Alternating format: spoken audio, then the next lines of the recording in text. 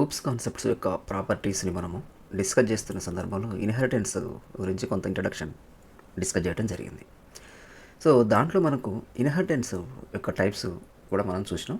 So అందులో single level inheritance, multi level inheritance, hierarchical inheritance, multiple inheritance, hybrid inheritance అని మనం ఈ different types of ఇన్హెరిటెన్సెస్ గురించి థియరిటికల్గా కొంత ఇన్ఫర్మేషన్ చూసినాం. సింగిల్ లెవెల్ ఇన్హెరిటెన్స్ గురించి డిస్కస్ చేసినాం, దానికి ప్రోగ్రామ్ కూడా చూసినాం. మల్టీ లెవెల్ ఇన్హెరిటెన్స్ గురించి కూడా డిస్కస్ చేసినాం, దానికి సంబంధించి ప్రోగ్రామ్ కూడా చూసినాం. హైరార్చికల్ ఇన్హెరిటెన్స్ గురించి స్పెషల్గా నేను ఒక ప్రోగ్రామ్ చెప్తున్నట్టు చెప్పలేదు, కానీ మనం ప్రీవియస్ వీడియోస్లో దీన్ని అప్లై చేసినాం. హైరార్చికల్ ఇన్హెరిటెన్స్ అంటే ఒకటే సూపర్ క్లాస్ నుంచి more than one sub classes మనం రాయొచ్చు అనమాట. సో ఇది ఆల్రెడీ మనం హైరార్చికల్ ఇన్హెరిటెన్స్ కూడా మనం ఒకటి రెండు ప్రోగ్రామ్స్లో రాసినాం. కాకపోతే పర్టికులర్గా నేను ఇది హైరార్చికల్ ఇన్హెరిటెన్స్ అని చెప్పలేదు. బట్ దీని గురించి థియరిటికల్ పార్ట్ కూడా మనం ఈ టైప్స్ ఆఫ్ ఇన్హెరిటెన్స్ గురించి డిస్కస్ చేసినప్పుడు చూసినాం. Next coming to the multiple inheritance. ఈ మల్టిపుల్ ఇన్హెరిటెన్స్ అనేది జావా సపోర్ట్ చేయదు అని మనం ఆ రోజు అనుకోవడం జరిగింది. ఇది బై యూజింగ్ ది క్లాసెస్, వీటిని ఇంటర్ఫేసెస్ ద్వారా మనం దీన్ని ఇంప్లిమెంట్ చేస్తాము అని అనుకోవడం జరిగింది. సో ఇప్పుడు మనం ఆల్రెడీ ఇంటర్ఫేసెస్ గురించి కొంత డిస్కస్ చేసినాం కాబట్టి ఈ మల్టిపుల్ ఇన్హెరిటెన్స్ అనేది ఇంటర్ఫేసెస్ ద్వారా ఎలా అప్లై అవుతుంది, ఏంటిది ఏందనేది మనం ఈరోజు తెలుసుకుందాం. Okay. So multiple inheritance. Multiple inheritance is a feature of object-oriented programming that allows a class to inherit features from more than one parent class. అంటే more than one parent classes నుంచి మనం ఏం చేస్తాం, ఇప్పుడు ఇవన్నీ పేరెంట్ క్లాసెస్ అనుకోండి, ఇప్పుడు వీటన్నిటి నుంచి మనం ఇన్హెరిటెన్స్ చేసుకోవచ్చు అనమాట. అంటే దీంట్లో నుంచి డేటా దీంట్లోకి వస్తుంది, దీంట్లో నుంచి డేటా సబ్ క్లాస్లోకి వస్తుంది, ఈ సూపర్ క్లాస్లో నుంచి కూడా డేటా ఈ సబ్ క్లాస్లోకి రావడం అనేది జరుగుతుంది అనమాట. ఇది మల్టిపుల్ ఇన్హెరిటెన్స్ అనేటటువంటి కాన్సెప్ట్. అయితే ఈ జావా అనేది ఈ మల్టిపుల్ ఇన్హెరిటెన్స్ని సపోర్ట్ చేయటం లేదు. It does not support multiple inheritance with classes ద్వారా ఇది సపోర్ట్ అవ్వదు అనమాట. అంటే ఇదొక క్లాసు, ఇదొక క్లాసు, ఇదొక క్లాసు, ఇట్లా చాలా క్లాసెస్ ఉంటాయి. ఇవన్నీ క్లాసులు అనమాట. ఈ క్లాసుల ద్వారా మనకు పాసిబుల్ అవ్వదు. క్లాసుల ద్వారా ఇది మల్టిపుల్ ఇన్హెరిటెన్స్ అనేది పాసిబుల్ అవ్వదు. ఎందుకంటే it can causes conflicts and ambiguity. So ఇక్కడ కన్ఫ్లిక్ట్, యాంబిగ్విటీ వచ్చే అవకాశం ఉంటుందట.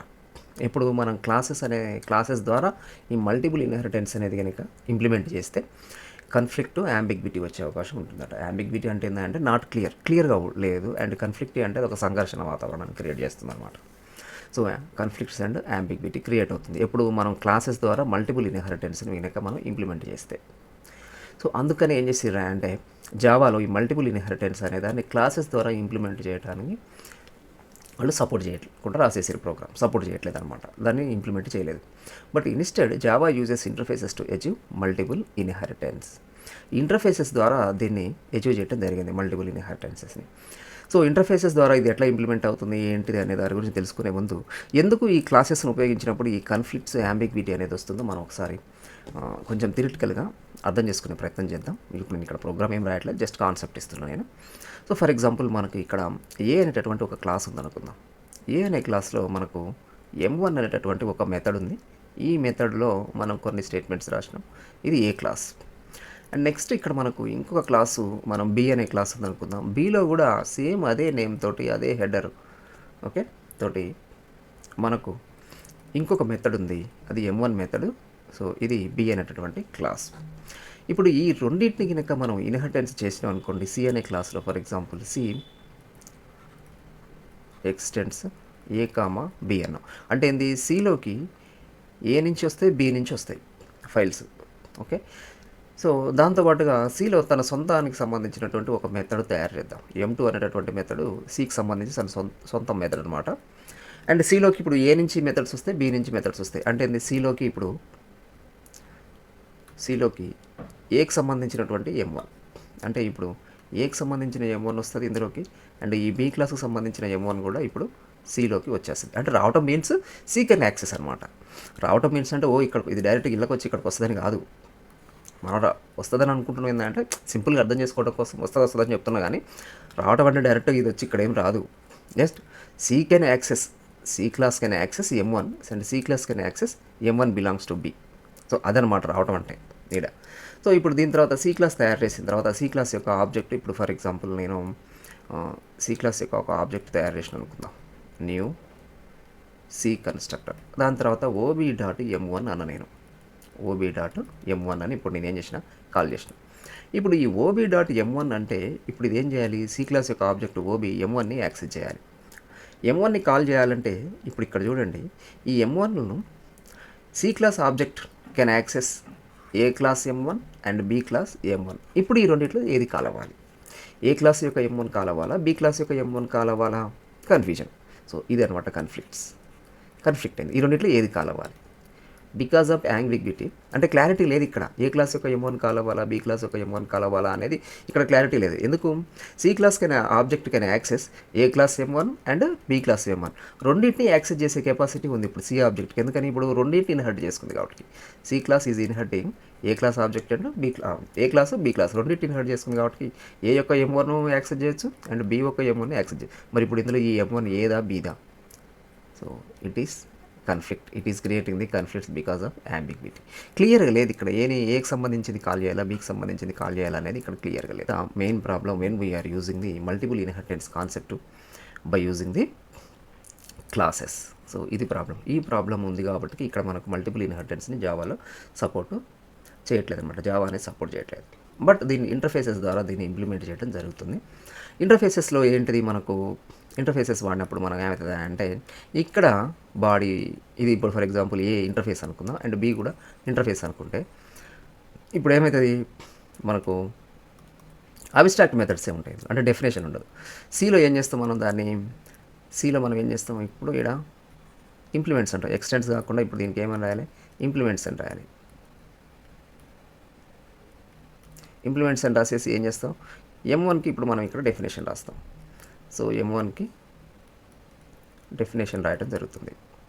ఇది సి అనేది ఇప్పుడు ఇంటర్ఫేస్, ఇది ఇప్పుడు ఇంటర్ఫేస్ ఇది, అండ్ ఏ కూడా ఇంటర్ఫేస్ అండ్ బి కూడా ఇంటర్ఫేస్. ఇక్కడ సి ఇది క్లాస్, ఇది ఇంటర్ఫేస్ కాదు, సి అనేది క్లాస్. ఓకే, సి అనే క్లాస్ ఏం చేస్తుంది, ఇప్పుడు ఏని బిని రెండింటిని కూడా అది ఇంప్లిమెంట్ చేస్తుంది. ఇంప్లిమెంట్ చేసినప్పుడు ఏంది, M1కి సంబంధించి బాడీ రాస్తాం, M1కి సంబంధించిన బాడీ రాస్తాం. ఇక్కడ బాడీ రాయం మనం, ఇంటర్ఫేస్ ఏలో బాడీ ఉండదు, ఇంటర్ఫేస్ బిలో బాడీ ఉండదు. బట్ ఇక్కడ మనం ఏంది సిలో M1కి సంబంధించిన బాడీ రాస్తాం. ఇప్పుడు సి క్లాస్ యొక్క ఆబ్జెక్ట్ ఓబీ డాట్ M1 అంటే అది ఇది కాల్ అవుతుంది. M1 బిలాంగ్స్ టు సిలో రాసినటువంటి ఈ M1 ఏదైతే ఉందో అది బాడీ ఉంది కాబట్టి ఇది కాల్ అవుతుంది, ఇది ఎగ్జిక్యూట్ అవుతుంది. సో నాకు కన్ఫ్లిక్ట్, ఇక్కడ కన్ఫ్లిక్ట్ లేదు, యాంబిగ్విటీ లేదు. ఎందుకని, M1 అనేటటువంటి మెథడ్కి మనము బాడీ రాసింది సిలో, ఇది ఒకటేసారి రాస్తాం, ఒకటే మెథడ్ ఉంది కాబట్టి అది ఆటోమేటిక్గా ఎగ్జిక్యూట్ అయిపోతుంది. సో ఇప్పుడు ఏమవుతుంది, మనకు మల్టిపుల్ ఇన్హెరిటెన్స్ అనేది మనము ఈ ఇంటర్ఫేసెస్ ద్వారా ఇంప్లిమెంట్ చేసినప్పుడు no ambiguity, okay, no conflict. So అందుకని ఏం చేసిరా అంటే మల్టిపుల్ ఇన్హెరిటెన్స్ ద్వారా ఈ ఇంటర్ఫేసెస్ని మనం ఇంప్లిమెంట్ చేసుకోవచ్చు అనమాట. ఇది జావా లాంగ్వేజ్లో, ఇది theoretical concept. So multiple inheritance అంటే ఇప్పుడే మనం అనుకున్నాం కదా, డిఫరెంట్ మోర్ దాన్ వన్ ఇంటర్ఫేసెస్ని మనం తయారు చేసుకొని వాటన్నింటి నుంచి కూడా మనం చైల్డ్ క్లాస్లోకి అవన్నీ ఇన్హెరిట్ చేసుకొని వాటన్నిటికి మనం మెథడ్స్ రాసుకోవచ్చు అనమాట. సో ఇది మల్టిపుల్ ఇన్హెరిటెన్స్కి సంబంధించినటువంటి థియరిటికల్ ఇన్ఫర్మేషన్. ఆల్రెడీ మనం ప్రీవియస్ క్లాస్లో ఇంటర్ఫేస్ ఎలా తయారు చేయాలో మనం సింటాక్స్ చూసినాం. దాని తర్వాత ఇట్లా మనం తయారు చేసినటువంటి మోర్ దాన్ వన్ ఇంటర్ఫేసెస్ని మనం సబ్ క్లాస్లోకి మనం ఏం చేయొచ్చు, ఇంప్లిమెంట్ చేయొచ్చు. అంటే ఇంటర్ఫేస్ 1, ఇంటర్ఫేస్ 2 ఇట్లా. ఇప్పుడు మనం చూడండి ఇక్కడ సి ఇంప్లిమెంట్స్ ఏ కామా బి అని చూడండి. సో అట్లనే అనమాట. అంటే ఏంది, సి అనేటటువంటిది ఇక్కడ సి అనేటటువంటి సబ్ క్లాసు అదేం చేస్తుంది, ఇంప్లిమెంట్స్ ఇంటర్ఫేస్ నేమ్ 1 అంటే ఏ అండ్ ఇంటర్ఫేస్ నేమ్ 2 అంటే ఇది బి, ఇంకా ఉంటే సి ఇట్లా ఎన్నైనా ఇట్లా అది ఇంప్లిమెంట్ చేసుకోవచ్చు. సో ఇది మల్టిపుల్ ఇన్హెరిటెన్స్ని సపోర్ట్ చేసేటటువంటిది ఈ సింటాక్స్. అయితే ఇక్కడ ఎక్స్టెన్స్ సూపర్ క్లాస్ అంటే ఉంటే రాసుకుంటాం, లేకపోతే ఇది ఆల్రెడీ ప్రీవియస్ క్లాస్లో మనం డిస్కస్ చేసినాం. అండ్ ఇంప్లిమెంట్స్ అనేది డైరెక్ట్గా రాసుకోవచ్చు అనమాట. అండ్ ఇది సబ్ క్లాస్ తయారు చేస్తున్నాం, ఇంప్లిమెంట్ చేస్తున్నాం మోర్ దాన్ వన్ ఇంటర్ఫేసెస్ని. ఇప్పుడు మనం దీన్ని వెయిట్ చేసుకొని ఒక చిన్న ప్రోగ్రామ్ రాద్దాం. సో ఇప్పుడు ఇందులో ఏంటంటే ఇప్పుడు మనం రాయబోయేటటువంటి ప్రోగ్రాంలో మనం 2 ఇంటర్ఫేసెస్ తీసుకోవడం జరుగుతుంది. ఒక ఇంటర్ఫేస్ ఏమో స్టూడెంట్ అనేటటువంటి ఒక ఇంటర్ఫేస్ని మనం తీసుకుందాం. స్టూడెంట్ అనేటటువంటి ఇంటర్ఫేస్లో మనకు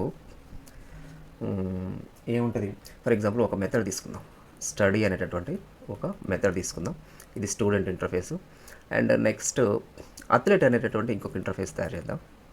అథ్లెట్ అనేటటువంటి ఇంటర్ఫేస్లో మనం ఒక మెథడ్ డిక్లేర్ చేద్దాం. Okay, abstract method. అండ్ దాని తర్వాత ఈ రెండింటిని మనము ఇంప్లిమెంట్ చేస్తూ ఒక క్లాస్ తయారు చేద్దాం. ఆ క్లాస్ని ఏం చేద్దామంటే స్టూడెంట్ అథ్లెట్ అంటే ఇవి రెండింటిని మనం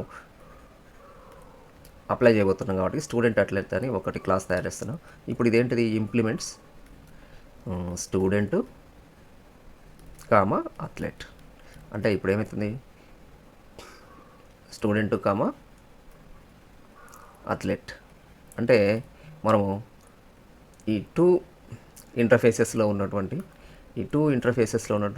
ఈ అబ్స్ట్రాక్ట్ మెథడ్స్ అన్నిటిని మనం ఇక్కడ డెఫినేషన్ రాయాల్సి ఉంటుంది. సో అంటే ఇప్పుడు మనకు స్టూడెంట్లో స్టడీ అనేది ఉంది కాబట్టి దీనికి సంబంధించినటువంటి బాడీ రాయాలి, అండ్ అథ్లెట్లో ఒకటే ఉంది అది కూడా ప్లే కాబట్టి ప్లేకి సంబంధించినటువంటి బాడీ రాయాలి. ఎన్ని ఉంటే అన్నిటికీ మనం ఈ ఇంప్లిమెంట్ చేసేటటువంటి క్లాస్లో రాయాలి, అన్నిటికీ రాయాలి. సో అంటే ఇప్పుడు మనం ఏం చేస్తాం, స్టడీకి ఒక బాడీ రాస్తాం. సో మనకు నచ్చిన బాడీ మనం రాసుకోవచ్చు. ఇక్కడ స్టడీకి ఒక బాడీ రాస్తాం, అండ్ నెక్స్ట్ ప్లేకి ఇంకొక బాడీ రాస్తాం. సో మనకు కావాలంటే మన ఓన్ మెథడ్స్ కూడా ఇంకా రాసుకోవచ్చు. తర్వాత వేరియబుల్స్ ఏదైనా అవసరమైతే డిక్లేర్ చేసుకోవచ్చు. ఇదంతా కామన్, ఒక క్లాస్ తయారు చేయడం కోసం మనం వేరియబుల్స్ డిక్లేర్ చేసుకోవచ్చు. అండ్ మన ఓన్ ఈ స్టూడెంట్ అథ్లెట్కి సంబంధించి ఇంకా నువ్వు ఏదైనా కొత్త మెథడ్స్ రాయాలంటే అవి కూడా రాసుకోవచ్చు. So that is not a big thing. And constructor తయారు చేసుకోవచ్చు. ఓకే, స్టూడెంట్ అథ్లెట్కి సంబంధించి ఒక కన్స్ట్రక్టర్ తయారు చేసుకోవచ్చు. బట్ అవన్నీ ఒక క్లాస్లో నార్మల్గా మనం చేసేవన్నీ చేయొచ్చు. దాంతోపాటు ఇక్కడ ఏంటంటే కంపల్సరీగా మనం చేయాల్సింది ఏంటంటే ఇప్పుడు ఈ స్టూడెంట్ అథ్లెట్ అనేది స్టూడెంట్ ఇంటర్ఫేస్ని అథ్లెట్ ఇంటర్ఫేస్ని ఇవి రెండింటిని ఇంప్లిమెంట్ చేసుకుంటుంది కాబట్టి దాంట్లో ఉన్నటువంటి ప్రతి అబ్స్ట్రాక్ట్ మెథడ్స్కి సంబంధించిన బాడీ మనం కంపల్సరీగా రాయాలి. అంటే స్టడీ అనేటటువంటి మెథడ్కి బాడీ రాయాలి, అండ్ ప్లే అనేటటువంటి మెథడ్కి బాడీ కంపల్సరీగా రాయాలి. ఇప్పుడు ఇక్కడ ఒకటి ఉంది కాబట్టి ఒకటి రాసినాం. ఇప్పుడు ఫర్ ఎగ్జాంపుల్ ఇందులో 4 అబ్స్ట్రాక్ట్ మెథడ్స్, ఇందులో 3 అబ్స్ట్రాక్ట్ మెథడ్స్ ఉన్నాయనుకోండి, ఈ 4 రాయాలి, అండ్ ఈ అథ్లెట్లో ఉన్నటువంటి 3 అన్నిటికి కూడా మనం బాడీ ఇందులో రాయాల్సి ఉంటుంది అనమాట. ఓకే, కంపల్సరీగా రాయాలి, అది ఇంపార్టెంట్. సో ఇప్పుడు ఇది మనం ఒక ప్రోగ్రామ్కి సంబంధించినటువంటి ఒక కాన్సెప్ట్, దీన్ని ఇంప్లిమెంట్ చేస్తూ మనం ఒక ప్రోగ్రామ్ రాద్దాం. సో ఆల్రెడీ ఈ ప్రోగ్రామ్ నేను రాసిన జస్ట్ చిన్న ప్రోగ్రామే, జస్ట్ మీకు అది చూస్తే అర్థమైపోతుంది. అది నేను ఇప్పుడు నోట్ప్యాడ్లో ఓపెన్ చేసి చూపిస్తాను. ఇక్కడ చూడండి, ఇంటర్ఫేస్ స్టూడెంట్లో మనం స్టడీ అనేటటువంటి ఒక మెథడ్ని మనం డిక్లేర్ చేయడం జరిగింది. ఇది ఏం రిటర్న్ చేయట్లేదు, వైడ్ స్టడీ అయిపోయింది స్టూడెంట్ ఇంటర్ఫేస్. అండ్ అథ్లెట్ అనేటటువంటి ఇంకొక ఇంటర్ఫేస్, దీంట్లో ప్లే అనేటటువంటి మెథడ్ మనం డిక్లేర్ చేస్తున్నాం. సో ఇవి 2 ఇంటర్ఫేసెస్లు మనం తయారు చేయడం అయిపోయింది. దాని తర్వాత ఈ 2 ఇంటర్ఫేసెస్ని మనం ఒక క్లాస్ స్టూడెంట్ అథ్లెట్ అనేటటువంటి క్లాస్ తయారు చేసి దాంట్లో ఇంప్లిమెంట్ చేస్తున్నమాట. Implements student comma athlete. ఇది మల్టిపుల్ ఇన్హెరిటెన్స్, అంటే మోర్ దాన్ 1 ఇంటర్ఫేసెస్ని మనం ఇక్కడ ఇంప్లిమెంట్ చేస్తున్నాం కాబట్టి ఇది మల్టిపుల్ ఇన్హెరిటెన్స్ అవుతుంది. మోర్ దాన్ 1 ఉన్నప్పుడు ఏం చేస్తామంటే వీటి మధ్య కామాతోటి సపరేట్ చేయడం జరుగుతుంది, స్టూడెంట్ కామా అథ్లెట్. ఓకే, ఇంకొకటి ఉంది అనుకో, కామా పెట్టి ఇంకొకటి రాస్తాం, ఇంకొకటి ఉంటే కామా పెట్టి ఇంకొకటి రాయడం జరుగుతుంది. ఈ విధంగా మనం ఎన్నైనా రాసుకోవచ్చు స్టూడెంట్ అథ్లెట్. సో ఇందులో మనం ఈ స్టూడెంట్ అథ్లెట్కి సంబంధించి తనకు సంబంధించి ఏ వేరియబుల్స్ మనం ఏం డిక్లేర్ చేయట్లేదు, వేరియబుల్స్ కన్స్ట్రక్టర్ డిక్లేర్ చేయట్లేదు, పర్సనల్ మెథడ్స్ కూడా మనం ఇక్కడ ఏం డిక్లేర్ చేయట్లేదు. చాలా సింపుల్గా రాస్తున్నాం ప్రోగ్రాము. జస్ట్ ఈ మల్టిపుల్ ఇన్హెరిటెన్స్ అనేది ఎట్లా అప్లై అవుతుంది అని చెప్పడం మన ఉద్దేశం కాబట్టి జస్ట్ దీని మీద కాన్సన్ట్రేషన్ చేసి ఈ ప్రోగ్రామ్ రాయడం జరిగింది. కాబట్టి స్టూడెంట్ అథ్లెట్కి సంబంధించి ఏ రకమైనటువంటి వేరియబుల్స్ డిక్లేర్ చేయలేదు, కన్స్ట్రక్టర్ రాయలేదు, తన సొంత మెథడ్స్ కూడా ఏం రాయలేదు. జస్ట్ స్టూడెంట్ ఇంటర్ఫేస్కి సంబంధించినటువంటి స్టడీ అనేటటువంటి మెథడ్కి మనం జస్ట్ ఒక కోడ్ రాసినాం, అది కూడా ప్రింట్ లైన్ కోడ్, ఒక single line code. And next కంపల్సరీగా ఇంప్లిమెంట్ చేసేటప్పుడు మనం పబ్లిక్ అని రాయాలి. ఇది ఆల్రెడీ మీకు నేను ప్రీవియస్ క్లాస్లోనే చెప్పిన ఎందుకు పబ్లిక్ అని రాయాలి అనేది. ఓకే, ఎందుకు పబ్లిక్ అని రాయాలి అంటే ఇప్పుడు బై డిఫాల్ట్గా ఇంటర్ఫేస్లో మనం డిక్లేర్ చేసేటటువంటి మెథడ్స్ అన్ని కూడా పబ్లిక్ టైప్ ఆఫ్ మెథడ్స్.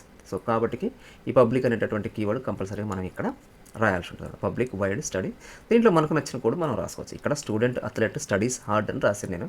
ఇది కాకుండా మీరు ఏదైనా రాసుకోవచ్చు, కోడ్ ఏదైనా రాసుకోవచ్చు, మనం అది పెద్ద మ్యాటర్ ఏం కాదు, కోడ్ రాయవచ్చు అనేది జస్ట్ చెప్పడం అనమాట ఇక్కడ. దాని తర్వాత ప్లేకి పబ్లిక్ వైడ్ ప్లే, దానికి కూడా మనం ఏదైనా కోడ్ రాసుకోవచ్చు, మనకు నచ్చిన కోడ్. ఇక్కడ నేనేం రాసిన స్టూడెంట్ అథ్లెట్ ప్లేస్ వెల్ అని రాసిన అనమాట. ఓకే, ఈ విధంగా మనం ఏం చేస్తామంటే ఈ ఇంటర్ఫేసెస్లో నుంచి మనం డిక్లేర్ చేసినటువంటి ప్రతి అబ్స్ట్రాక్ట్ మెథడ్స్కి మనం బాడీ కంపల్సరీగా రాయాల్సి ఉంటుంది ఇందులో సబ్ క్లాస్లో. ఈ విధంగా మనం స్టూడెంట్ అథ్లెట్ అనేటటువంటి సబ్ క్లాస్ తయారు చేయడం అయిపోయింది. దాని తర్వాత ఇక ఈ స్టూడెంట్ అథ్లెట్కి సంబంధించి మనము ఆబ్జెక్ట్ తయారు చేయడం కోసం మెయిన్ మెథడ్ ఉన్నటువంటి ఇంకొక సపరేట్ ఒక క్లాస్ తయారు చేసినాం. సో దీంట్లో మెయిన్ మెథడ్లో మనం ఏం చేస్తున్నాం, స్టూడెంట్ అథ్లెట్ ఎస్ఏ ఒక ఆబ్జెక్ట్ తయారు చేసేసినాం. దాని తర్వాత ఎస్ఏ డాట్ స్టడీ అన్నాం. ఎస్ఏ డాట్ స్టడీ అంటే ఇప్పుడు ఇది ఎగ్జిక్యూట్ అవుతుంది. దాని తర్వాత ఎస్ఏ డాట్ ప్లే అంటే ఇప్పుడు ఇది కాల్ అవుతుంది. ఓకే, ఈ విధంగా మనము మల్టిపుల్ ఇన్హెరిటెన్స్ని మనము ఇంప్లిమెంట్ చేయొచ్చు అనమాట జావా లాంగ్వేజ్లో. ఇది మల్టిపుల్ ఇన్హెరిటెన్స్ ఎట్లా అప్లై చేయొచ్చు ఏందని దానికి ఒక సింపుల్ ఎగ్జాంపుల్. మీరు కాన్సెప్ట్ గుర్తుపెట్టుకోండి, మనకు కాన్సెప్ట్ ఇంపార్టెంట్. ఇక్కడ ప్రోగ్రామ్ ఏం రాసినా ఏందనే దానికంటే కూడా. ఓకే, సో ఇప్పుడు ఈ ప్రోగ్రామ్ రాసినాం కదా, దీన్ని మనం ఒకసారి రన్ చేసి అవుట్పుట్ చూద్దాం. సో కంపైలేషన్ అయిపోయింది, కరెక్ట్గానే కంపైల్ అయిపోయింది. No errors. నో ఎర్రర్స్ అంటే కంపైల్ టైమ్ ఎర్రర్స్ లేవని అర్థం అనమాట. రన్ చేస్తే ఉంది. సో మనకు student athlete studies hard, student athlete plays well. So అంటే ఇప్పుడు ఏమైంది, SA.study ఫస్ట్ కాల్ అయింది, అంతే కదా. సో మనం ప్రోగ్రామ్ రన్ చేసేటప్పుడు అది ఎక్కడికి వెళ్తుంది, ఫస్ట్ మెయిన్ మెథడ్కి వెళ్తుంది. మెయిన్ మెథడ్లో మనకు SA ఆబ్జెక్ట్ తయారవుతుంది. దాని తర్వాత SA.study అని. SA.study అంటే సో స్టూడెంట్ అథ్లెట్కి సంబంధించినటువంటి స్టడీలో ఉన్నటువంటి మెథడ్ ఏదైతే స్టడీ మెథడ్ ఏమైతే ఎగ్జిక్యూట్ అవుతుంది, కాల్ అవుతుంది. సో దాంట్లో మనం స్టూడెంట్ అథ్లెట్ స్టడీస్ హార్డ్ అని మనం ప్రింట్ లైన్ రాసినాం కాబట్టి అది ఇప్పుడు మనకు వచ్చేసింది. సో ఇది అయిపోయిన తర్వాత నెక్స్ట్ ఏంటిదిగా SA.play. SA.play అంటే ప్లే మెథడ్ కాల్ అవుతుంది. దాంట్లో స్టూడెంట్ అథ్లెట్ ప్లేస్ వెల్ అన్నాం కాబట్టి స్టూడెంట్ అథ్లెట్ ప్లేస్ వెల్ అని మళ్ళీ అది ప్రింట్ అయింది. సో ప్రోగ్రామ్ కంప్లీట్ అయిపోయింది అనమాట. సో ఈ విధంగా మనము మల్టిపుల్ ఇన్హెరిటెన్స్ అనేది ఇంప్లిమెంట్ చేయొచ్చు జావా లాంగ్వేజ్లో. సో ఇది ఒక సింపుల్ ప్రోగ్రామ్. ఇది మీకు అర్థమైంది అనుకుంటున్నా. దీన్ని చేయండి, కాన్సెప్ట్ గుర్తుపెట్టుకోండి. ఈ కాన్సెప్ట్ని ఇంప్లిమెంట్ చేయడం కోసం ట్రై చేయండి. ఓకే. సో మీరు ఇవి వీడియోస్ చూస్తున్నప్పుడు నచ్చితే వాటిని లైక్ కొట్టండి. లైక్ కొడితే ఏంటంటే చాలామందికి అది వెళ్తుంది. సో కాబట్టి లైక్ కూడా కొట్టండి, సబ్స్క్రైబ్ చేసుకోండి, మీ ఫ్రెండ్స్కి కనుక చెప్పండి. ఓకే, నెక్స్ట్ వీడియోలో మనం ఇంకొక టాపిక్ చూద్దాం.